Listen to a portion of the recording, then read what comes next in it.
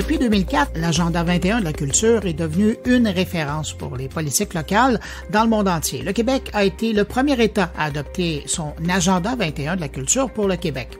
Un cadre de référence proposant de donner une place fondamentale aux arts et à la création comme vecteur du développement de notre société. Ce cadre international nécessite que le développement local considère les éléments qui définissent la culture locale en les intégrant de manière efficace au plan pour l'avenir. La culture permet d'établir un lien entre les autres et soi-même, et c'est à travers ce dialogue entre les artistes, les penseurs, les citoyens, les gens d'affaires, les organisations et les décideurs politiques que l'on peut bâtir ensemble la société qu'on souhaite pour l'avenir. La citoyenneté culturelle ou le pouvoir de la culture comme vecteur de mieux-être individuel et collectif place l'individu au sein même de la culture. Il n'est plus simplement considéré comme un spectateur et consommateur, mais devient à la fois un créateur et un diffuseur. Il participe et s'implique dans les activités culturelles de sa ville, de son quartier. Il apprend à vivre en collectivité, à fonder une identité commune et un partage culturel. Plusieurs actions proposées dans l'Agenda 21 de la culture rejoignent la démarche sur la citoyenneté culturelle des jeunes.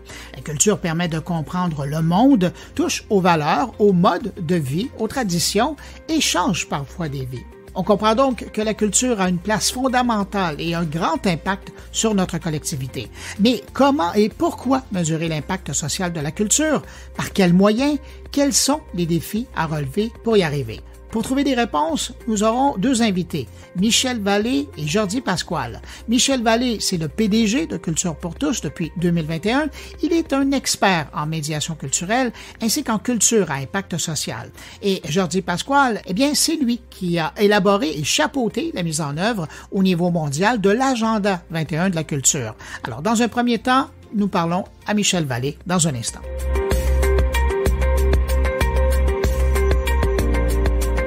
Michel Vallée, bonjour. Bonjour. Michel, faire participer activement les citoyens à la culture dans la ville. Donc, les intégrer dans les politiques culturelles, penser à des actions favorisant une telle participation. Comment on s'y prend et pourquoi? S'assurer que les citoyens dans une ville participent à la vie culturelle et même au développement plus large de la collectivité commence par des politiques. Il faut absolument que les élus aient en main tous les outils pour pouvoir avoir la légitimité de lancer ce type d'action-là. Sans cette politique-là, c'est difficile d'y arriver. Pourquoi? Parce qu'une politique, par définition, vient poser les jalons de ce que la population désire, de ce que la population a réfléchi dans un processus de réflexion sur son avenir collectif. Et donc, cette politique-là vient donc asseoir les grandes lignes de ce qui devra être fait. C'est pas pour rien que dans toute politique, il y a toujours le plan d'action qui suit. La partie du plan d'action est souvent la plus importante. Et donc, pour moi, la participation citoyenne dans les collectivités débute vraiment par les politiques, que ce soit les politiques culturelles, les politiques de développement social, les politiques de développement durable aujourd'hui qui sont beaucoup plus inclusives qu'elles n'étaient il y a quelques années à peine, où la notion d'environnement souvent polarisait l'ensemble de la politique du développement durable. Aujourd'hui, on comprend que les 4 piliers du développement durable sont tous importants et doivent interagir ensemble. Donc finalement, se doter d'une politique culturelle, par exemple, c'est venir se donner les moyens de réellement faire les choses et de réellement s'assurer de ce qui va se réaliser sur le terrain. Parce que lancer des vœux dans les airs comme ça, sans les faire atterrir, ça demeure des vœux. Alors, souvent, on juge les politiques comme étant des documents qui vont mourir sur une tablette. Et c'est là que la population a un rôle important à jouer, et dans la façon de déterminer ces politiques-là, de les écrire, et dans sa façon, par la suite, de les mettre en application. Et donc, c'est un dialogue entre les élus, entre les citoyens pour pouvoir développer la collectivité comme telle. C'est ni plus ni moins que ça, une politique culturelle ou autre. sachant que toutes les municipalités, toutes les collectivités ne sont pas égales l'une par rapport à l'autre, évidemment, il y a des endroits où ça va être plus naturel, où les élus ou les citoyens vont être d'emblée, là, vont aller dans le même sens. Mais sinon, comment on en arrive à générer une politique comme ça dans une communauté où ça serait pas quelque chose qui serait la priorité? Comment on s'y prend? Chaque politique est vraiment différente et est vue et est appliquée aussi d'une façon complètement différente. Le copier-coller, dans ce cas-là, est totalement impossible à faire.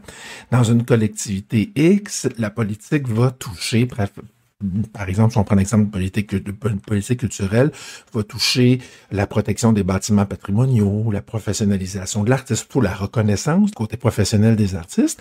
Et dans d'autres communautés, ça va toucher beaucoup la participation citoyenne, la médiation culturelle, l'identité du lieu. Il n'y a pas une politique culturelle qui devrait ressembler à une autre. En fait, chaque politique culturelle devrait être simplement à l'image des discussions qui ont eu lieu lors de sa conception entre les élus et les citoyens. Parce qu'il ne faut pas oublier une chose, hein? Encore là, dans ma façon de le dire, c'est comme si je mettais en silo les élus et les citoyens. C'est un peu fou de penser ainsi, parce qu'avant tout, les élus sont aussi des citoyens. Et c'est simplement les porte-paroles de ces citoyens-là. Donc, de se remettre dans cette perspective-là et de venir parler, par exemple, dans le cadre d'une politique culturelle, de venir parler de ce qui nous ressemble vraiment. Et ça commence par voir qui on est. C'est quoi notre histoire? C'est quoi qui nous définit? Jusqu'à notre patrimoine bâti, mais notre patrimoine immatériel aussi. Quelles sont nos histoires qu'on se raconte dans la communauté? Quelles sont, peut-être paraître bête comme ça, mais quelles sont les chansons qu'on se chantait à l'époque de nos grands-parents, de nos arrière-grands-parents, et qui aujourd'hui sont restées jusqu'à nous, nous ont été transmises, mais il y a un danger de les perdre, ces histoires-là, ces chansons-là, et ce patrimoine-là si important. Alors, je pense que le truc, à mon avis, c'est vraiment de partir la politique culturelle sur ce qui nous définit, sur ce que nous sommes. Et à partir de ce moment-là, chaque citoyen va s'y reconnaître. Parce que il n'y a pas de plus grande erreur que de créer des outils comme ceux-là qui ne nous ressemblent pas, parce que le plan d'action qu'on va mettre en forme par la suite pour aller plus loin, ne nous ressemblera pas non plus. Alors, on va le laisser tomber, puis on va faire autre chose. Votre réponse m'amène à ma prochaine question. Comment les arts permettent de faire éclore l'appartenance, la solidarité et le mieux-être dans nos communautés? En créant la rencontre, Bruno. En créant cette rencontre-là entre les citoyens qui ont différentes histoires, qui souvent sont de différentes générations aussi, en rassemblant tout ce monde-là ensemble.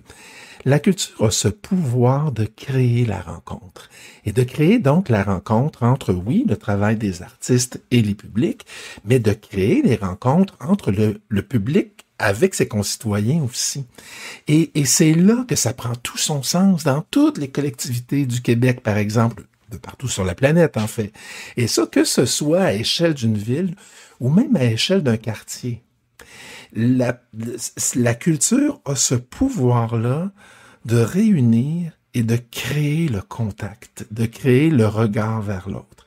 Le pari que j'ai toujours fait, c'est de dire qu'avec la rencontre vient la connaissance de l'autre et ses différences, et qu'avec cette connaissance de l'autre et ses différences vient le respect. On ne peut pas respecter ce qu'on ne connaît pas. Alors pour moi, la culture est ce lien-là qui permet aux sociétés, aux communautés d'être encore plus liées, d'être ouverts à l'autre parce qu'on a été à la rencontre de l'autre et donc d'aller vers un vivre ensemble beaucoup plus harmonieux, d'aller vers, je dirais encore plus que le vivre ensemble en fait, d'aller vers un engagement personnel à tout faire pour que ma communauté soit la meilleure version d'elle-même. Est-ce que vous avez des exemples concrets d'activités qui ont eu un impact social sur une communauté? Il y en a tellement. C'est difficile de répondre à cette question-là. Je vais en oublier, c'est sûr, mais je me lance. Avec des exemples, en fait, je vais aller avec des éléments que j'ai eu le privilège de vivre directement. À un moment donné, je suis à l'épicerie en train de faire mon marché, puis j'ai un monsieur qui m'arrête. qui me dit « C'est vous, Michel de la Ville, qui fait de la médiation culturelle? » Je dis « Oui, c'est ça. » Ben, il dit « Je voudrais vous remercier parce que vous avez sauvé la vie de ma mère. » Puis je le regarde en disant « C'est peut-être un peu fort, c'est peut-être un peu gros. » Il dit « Non, vous comprenez pas. Vous l'avez vraiment sauvé. » Il dit « Il y a 2 semaines, ma mère nous a avoué qu'elle avait tout préparé pour son suicide. Et elle a décidé de mettre ça sur la glace et d'attendre parce que vos artistes, Monica et Sonia, qui revenaient la voir chaque semaine à la résidence pour créer, elle ne voulait pas leur faire ça. Elle ne voulait pas les laisser en plan. Et elle a décidé d'attendre. Puis aujourd'hui, elle a complètement oublié cette idée-là, grâce à vos artistes qui allaient la voir chaque semaine pour créer des liens avec les autres autour. Si ça, c'est pas un impact clair, on n'en trouvera jamais. Ces impacts-là sont du plus petit au plus grand, essentiels à notre collectivité, vraiment essentiels. Pendant des années, pendant 7 ans, si je ne m'abuse, on menait, là où j'étais, un projet formidable qui s'appelle Les Artistes du Bonheur, où on avait une dizaine d'adultes en déficience intellectuelle et une artiste, mosaïste, en résidence avec eux. Et à tous les jours de la semaine, pendant ces 7 ans-là, faisait de la mosaïque. À un moment donné, Monica, l'artiste en question, on fait venir d'autres amis artistes. Ils ont fait du théâtre, ils ont fait des costumes, ils ont fait de la musique. Et on faisait intervenir des groupes de la communauté pour aller vivre un atelier avec l'artiste, mais surprise. Si vous étiez, par exemple, membre d'un CA de chambre de commerce, vous arrivez là pour faire un atelier de team building avec l'artiste, ben c'est pas l'artiste qui va vous montrer quoi faire. C'est l'adulte en déficience intellectuelle, donc la personne trisomique qui vous faisait peut-être changer de bord de trottoir en marchant la veille, puis qui ce matin va vous montrer quoi faire parce que c'est lui qui détient l'information sur comment le faire. Ça change les perceptions dans une communauté et ça crée une solidarité, une ouverture, une rencontre. Ce que je mentionnais tantôt sur les rencontres, pour moi, ces rencontres-là, improbables, mais la culture est la mieux placée pour pouvoir les créer et s'assurer justement de cette ouverture-là très grande. Des exemples comme celui-là, il y en a partout au Québec et partout à travers le monde. J'ai eu la chance lors de différentes conférences, d'aller rencontrer des gens formidables du côté de l'Asie, de l'Europe, de l'Amérique latine, mais juste un clin d'œil, une expérience personnelle que j'ai vécue du côté de Belo Horizonte au Brésil. J'arrive au Brésil, je fais ma conférence et je me prépare pour la conférence à laquelle on m'avait invité, donc le gouvernement du Brésil et de Belo Horizonte. Et juste avant, il y a un poète de la place, Gobira, très connu du côté du Brésil, qui fait une magnifique intervention. Et là, entre 40 personnes dans la salle, issues des bidonvilles, costumées avec des roues de bicycle, avec des couvercles de poubelle, Ils dansaient la samba comme si leur vie en dépendait, parce que leur vie en dépendait, Bruno. Et tout de suite après cette rencontre-là, moi, je me suis dit, mais qu'est-ce que j'ai à leur apporter? Je passais tout de suite après comme conférencier. Je me suis dit, je m'en vais dans un mur de briques, moi, là. Je suis allé avec simplement l'humilité. Je me suis dit, regarde, reste un, Michel, vas-y. Ils veulent t'entendre, vas-y. Vas-y en toute simplicité. Fait que j'ai raconté ce qu'on faisait au Québec, entre autres avec les personnes âgées qui sont seules dans les résidences, entre autres avec les enfants qui sont laissés souvent pour contre. Et à la fin de ma conférence, les 3000 personnes dans la salle se sont levées d'un bloc. Et j'ai une quinzaine de personnes qui sont ramassées sur scène, à venir me serrer dans leurs bras, à pleurer. Je t'en parle en ce moment, Bruno, là, puis j'ai les frissons encore une fois. Puis j'ai demandé à l'organisatrice du colloque, en sortant de scène, mais qu'est-ce qui s'est passé, Sonia? Qu'est-ce qui s'est passé? Puis elle m'a dit, Michel, t'as rien compris. La vraie pauvreté, c'est pas nous qui la vivons. Moi, si je veux voir ma grand-mère, elle est dans la pièce d'à côté, je sais elle est où. La tienne, elle est où? Si je veux voir mes amis, je sais ils sont où. Ils m'attendent dans la rue à côté. Toi, tes amis sont où? Vous vous attaquez avec la médiation culturelle aux vrais problèmes de société, aux vrais problèmes de pauvreté. C'est fou qu'il a fallu que j'aille au Brésil pour me rendre compte de l'impact qu'on avait ici au Québec en faisant des choses qui nous apparaissent aujourd'hui toutes simples, mais qui changent des vies puis qui sauvent des vies en même temps. Parce que moi, au début de ma carrière, des fois, je suis un gars un peu passionné, tu devines.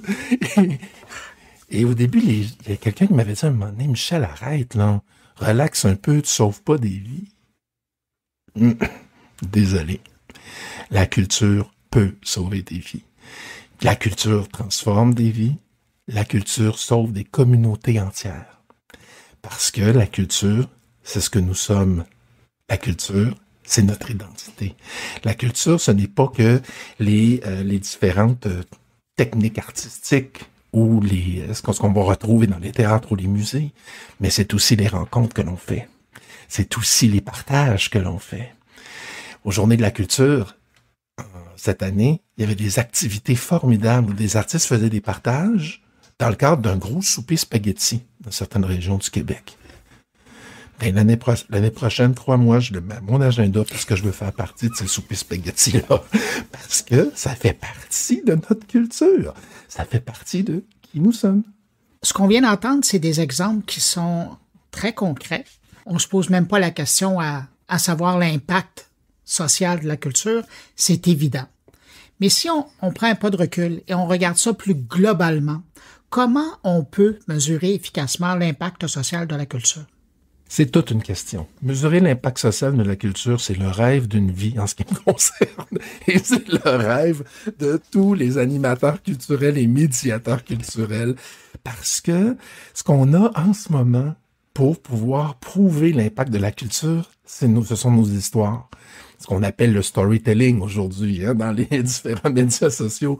Mais ces histoires-là amènent les preuves de l'impact social de la culture, mais la donnée, comment on l'implique à l'intérieur de ça? De quelles données avons-nous besoin pour pouvoir mesurer d'une façon, je dirais, pas détachée, mais d'une façon plus scientifique, quelque part, ce qui se passe au niveau culturel dans nos communautés? Et c'est là-dessus qu'on se penche présentement avec l'ensemble de nos partenaires et par des tournées aussi à travers le Québec pour aller chercher ce qu'on a besoin de savoir, ce qu'on a besoin de connaître. C'est quoi les questions qu'il faut poser à ceux qui participent à des activités culturelles pour voir si la culture a eu un impact sur eux et sur leur famille? Alors, c'est ce qu'on est en train de déterminer en ce moment. On construit un avion en plein vol avec Culturepédia pour pouvoir se donner des outils qui vont nous permettre dans le futur de pouvoir mesurer cet impact social et cet impact sur la santé collective et individuelle de la culture. On y croit parce que ces histoires-là, on les connaît, on les a vécues, on les vit tous les jours sur le terrain. Mais quand vient le temps d'aller chercher les fonds nécessaires pour les réaliser puis bonifier ces actions-là, on a besoin beaucoup plus que de raconter des histoires.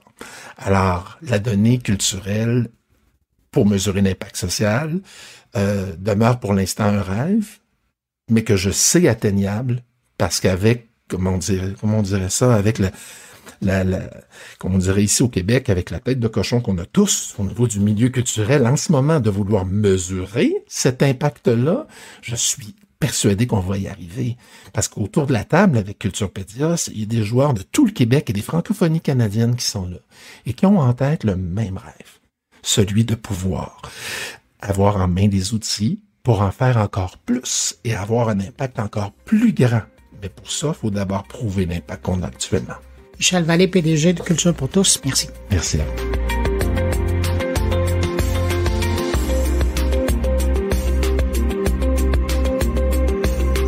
Jordi Pasquale, bonjour. Bonjour. Jordi, on a parlé plus tôt avec Michel Vallée qui nous parlait des expériences québécoises, de l'importance de l'impact social de la culture, mais avec vous, on peut explorer un volet beaucoup plus large. Est-ce qu'il existe des villes et des territoires qui ont intégré de manière exemplaire l'agenda 21 de la culture dans leur développement? Oui, laissez-moi commencer par votre territoire, parce que c'est important que moi, avec la perspective internationale, comme coordinateur d'un réseau mondial de villes qui travaille avec les droits culturels, avec la place de la culture dans le développement durable, il faut signaler que Vaudreuil, Dorion, Trois-Rivières, Abitibi-Témiscamingue, Montréal ont beaucoup travaillé avec l'agenda 21 de la culture Et il s'agit de territoires qu'on promeut dans notre réseau et qu'on identifie comme des territoires, comme des villes qui ont intégré d'une façon très positive, très cohérente, l'agenda 21 de la culture dans leur plan territorial, municipal de développement. Ayant dit ça, d'autres villes dans le monde, je vous donne 3 exemples. La ville de Mexico. La ville de Mexico, la première ville au monde entier qui a élaboré une loi locale sur les droits culturels. Un territoire qui incarne la diversité culturelle comme aucune autre ville au monde, avec la présence de peuples originaires dans leur vie, mais aussi une ville accueillante.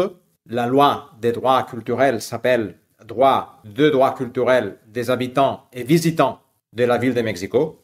Une ville avec des défis énormes dans le volet inclusion sociale, développement économique, aussi dans le volet environnemental, et qui a fait, pendant les dernières 20 années, la culture une composante explicite du développement. Deuxièmement, la ville où j'habite, la ville de Barcelone, aussi avec une histoire très importante dans les politiques culturelles. Dans les dernières 4 années, la ville a travaillé avec une mesure politique, un plan politique qui s'appelle « Nous faisons culture », « Nous tous faisons culture », avec les droits culturels comme concept clé, pour assurer que le droit à la participation culturelle n'est quelque chose de théorique, mais toutes les personnes, tous les habitants de la ville ont la capacité de vivre activement la culture. Et je donne un troisième exemple, qui est la ville de Medellín, en Colombie, aussi avec un programme qui a mis les expériences culturelles et les infrastructures culturelles en relation étroite avec les espaces publics, des bibliothèques dans les parcs, de nouvelles centres culturels dans toute la ville, en les intégrant dans le système de transportation publique, parce que dans les villes grandes, on passe beaucoup de temps de notre journée dans les moyens de transportation publique. Alors, intégrer cela avec la politique culturelle n'est pas évident, mais Medellín l'a fait très bien. Et aussi avec une connexion très intéressante entre les acteurs culturels et les défis sociaux et économiques que Medellín a eu, surtout, ça fait quelques années, et maintenant, dans une situation beaucoup plus favorable.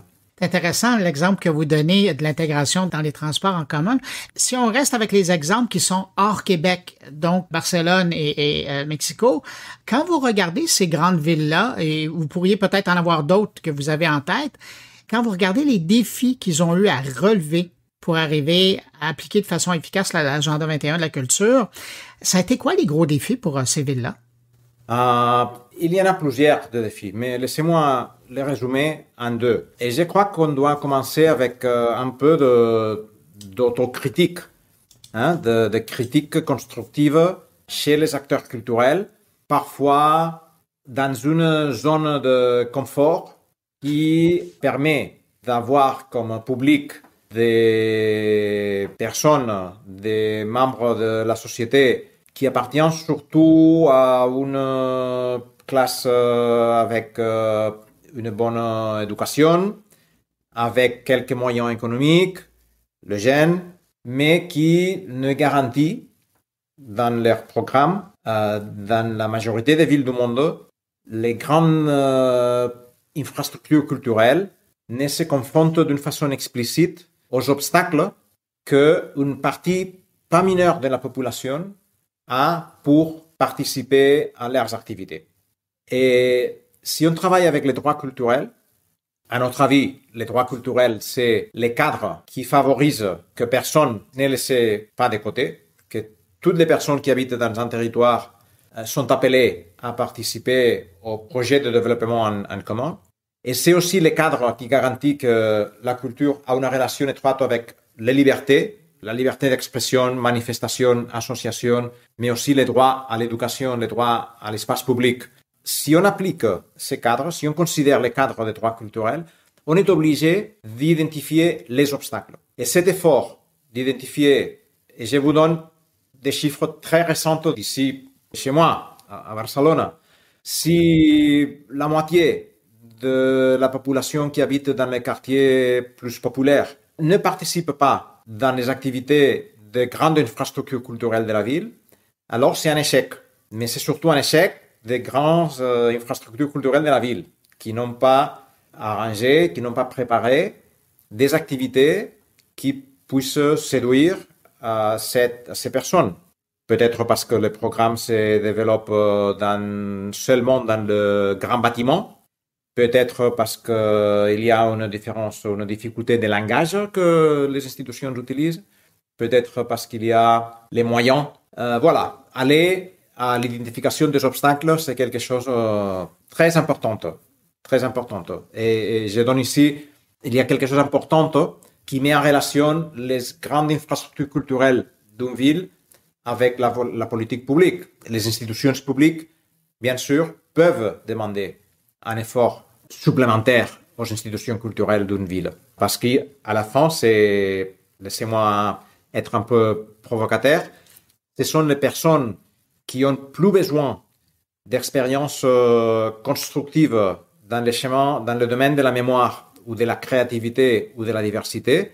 Ces personnes sont celles qui ne participent pas souvent de la vie culturelle avec les grandes institutions culturelles. Un grand débat sur quelle est la culture légitimée, la culture non légitimée, mais bref, aller aux rencontres de la population, analyser les obstacles et mettre en pratique des politiques, programmes, projets cohérents, c'est un grand défi. Je crois que celui-ci est le défi le plus important parce que c'est notre défi, c'est le défi des acteurs culturels.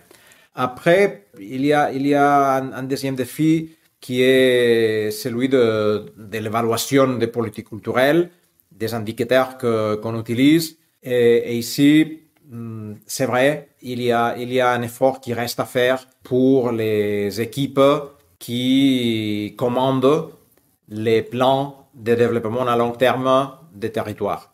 Il y a une difficulté d'évaluation, oui, mais il y a aussi le besoin d'intégrer dans ces mécanismes d'évaluation les démarches qui sont parfois intangibles, mais qui sont celles qui, à long terme, assurent que tous et toutes participent à la vie démocratique dans un territoire.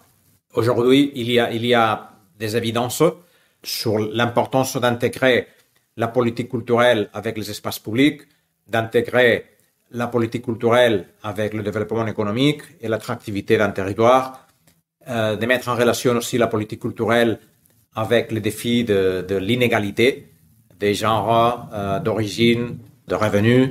Et ce défi doit être répondu par les acteurs culturels, mais aussi par ceux qui ont les cadres généraux de développement d'un territoire. Dans ce contexte-là, quel est le potentiel que représente la participation citoyenne active? Très bonne question. Ici, laissez-moi donner une chiffre qui est un peu ancienne, mais qui est très, très importante, illustre très bien. Ceux qui participent activement à la vie culturelle de la ville ou du territoire ont en moyenne une espérance de vie en bonne santé 5 années plus grande que ceux qui ne participent pas activement à la vie culturelle. Avec une exception qui est écrire de la poésie. Cela est une exception. Mais toutes les autres modalités de participation active à la vie culturelle, danser, chanter, faire du théâtre, participer à des activités actives dans les bibliothèques, participer au club ou au centre de sauvegarde de patrimoine, participer dans les visites du patrimoine, des musées. Toutes les activités actives te donnent en moyenne 5 années de vie en bonne santé. Si on met en relation l'épargne que les départements de santé de nos villes, de nos provinces avaient si tout le monde participait activement à la vie culturelle, je suis convaincu que cette épargne est supérieure au budget du département de la culture équivalent de la ville correspondante de la ville qu'on est en train d'analyser. Alors, voilà. Et ça, c'est bien sûr quelque chose qu'on peut mesurer. D'un point de vue intangible, d'un point de vue immatériel, la relation entre la participation active à la vie culturelle et ce que donne à un individu d'apprentissage sur écouter les voix des autres, écouter les instruments des autres, regarder la beauté de tes collègues qui dansent avec toi ou qui chantent avec toi, accepter la diversité, apprendre des choses nouvelles ensemble et trouver des solutions à des moments où il y a des doutes sur ce qu'on doit faire, à quel moment, apprendre l'histoire de chacun, de chacune, les origines, pourquoi tu fais ça et pourquoi je ne fais pas ça. Voilà, cet apprentissage, c'est l'école de la démocratie. C'est l'école de la démocratie. Alors, bien sûr, il y a un bénéfice, un impact démocratique énorme quand on participe activement dans la vie culturelle d'une ville. Parlons de participation, parce que depuis le début de l'entrevue, vous faites appel beaucoup à des données, à des chiffres, à des statistiques. Mais quelle part peuvent faire les organisations culturelles au niveau de la collecte de données? Ça dépend bien sûr de quel type d'organisation culturelle on parle. Je crois qu'il y a une responsabilité importante dans les grands équipements culturels, les grandes infrastructures culturelles d'une ville, mais elle le fait déjà. Aujourd'hui, avec le système de ticketing, il y a une vaste information que les infrastructures culturelles ont. Ils peuvent connaître très bien aujourd'hui les publics, les non-publics, et cette demande que je faisais d'aller chercher la population qui a plus besoin d'expériences culturelles. C'est pas la même chose avec les projets, les initiatives qui sont plus bottom-up, qui ont plus à voir avec les territoires, avec les quartiers, avec les communautés rurales. Mais il faut dire aussi que ces initiatives ont une capacité de lire leur impact beaucoup plus immédiate. À l'échelle grande, à l'échelle du territoire en concret, des quartiers, les activités culturelles, oui, sont des activités culturelles, mais on voit d'une façon immédiate qu'il s'agit aussi d'activités qui ont un impact environnemental, qui ont un impact économique et qui font croître l'inclusion sociale. Alors, les participants aux projets culturels dimension petite, qui travaillent dans les quartiers, voient d'une façon très évidente quel est l'impact de leur travail. Les forcer avec des cadres analytiques, de recherche d'indicateurs, les obliger à mesurer cet impact est très difficile. C'est très difficile, mais bien sûr, ça peut se faire avec des groupes de travail, avec des mécanismes avec des forums en commun, avec d'autres initiatives. Je crois que les municipalités ont une responsabilité d'essayer de mesurer l'impact de subventions publiques, de toutes les initiatives qui reçoivent des fonds publics. Mais à mon avis, il faut le faire d'une façon qui ne force pas aux institutions culturelles petites à consacrer du temps bureaucratique parce qu'ils ne sont pas nés pour un travail bureaucratique, ils sont nés pour partager, pour faire des choses ensemble avec voisins et voisines. Voilà, c'est important cette collecte de données, mais il faut demander à chaque acteur culturel ce qu'elle ou ils sont dans la disponibilité, dans la capacité de donner. Et ce que je comprends dans votre réponse aussi, c'est que ces données-là, elles sont importantes parce qu'elles permettent de soutenir la valorisation des effets positifs de la culture dans les communautés. C'est quelque chose d'important. C'est ça, c'est exactement ça. Cette mesure des effets positifs de la culture dans les communautés doit se faire, mais attention à trop charger la demande que les institutions publiques font aux activités, aux initiatives petites. S'ils doivent remplir des formulaires avec d'informations, je ne sais pas, d'informations sur combien de personnes entre les âges 15 à 25, 26, 35, des personnes âgées, des origines, ceux qui habitent dans les quartiers, celles qui habitent dans la municipalité, celles qui habitent au dehors de la municipalité. Franchement, les initiatives petites ne sont pas capables de tout collecter. Mais basé sur votre expérience, à partir de quelle grosseur, si vous me permettez d'utiliser l'expression, une organisation culturelle pourrait investir du temps pour travailler là-dessus? Basé sur votre expérience, les exemples que vous avez vus. Je crois que au moment où une initiative culturelle a un siège physique, un bâtiment dans lequel il y a des activités chaque semaine, à partir de ce moment-là, l'exigibilité d'une évaluation, d'un suivi plus bureaucratique, cela est bien faisable. Aussi, quand il y a des grands programmes type festival ou des programmes qui fédèrent les initiatives de plusieurs infrastructures culturelles ou initiatives culturelles de base. Quand il y a une entité fédératrice, là aussi, il y a le besoin de mesurer l'impact, des données rigoureuses. Voilà, mais je suis conscient, ça dépend beaucoup du cadre général, du cadre d'évaluation des politiques publiques générales dans le territoire. Il faut être conscient de ne pas enlever de l'énergie aux gens et de leur permettre de faire leur intervention culturelle et non pas de passer ce temps-là dans l'administration qui n'est pas leur premier élément. Là. Oui, exactement. Parfois, il est plus utile d'inviter les responsables d'initiatives petites à un séminaire avec quelqu'un qui peut faire d'inspiration et qui peut dynamiser un groupe de travail. Et dans ces groupes de travail, l'administration responsable peut